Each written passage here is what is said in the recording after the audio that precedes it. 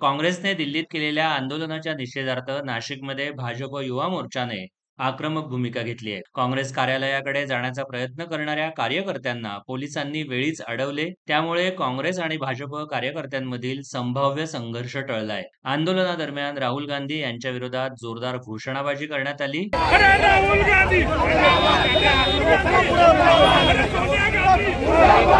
तसेच त्यांचे पोस्टरही पायदळी तुडवत निषेध व्यक्त करण्यात आलाय. कॉक्रोच जनता पार्टीची हवेत तयार झालेली पार्टी हे परदेशात बसून या कॉक्रोच जनता पार्टीच्या आंदोलनात काँग्रेसने उडी घेतली.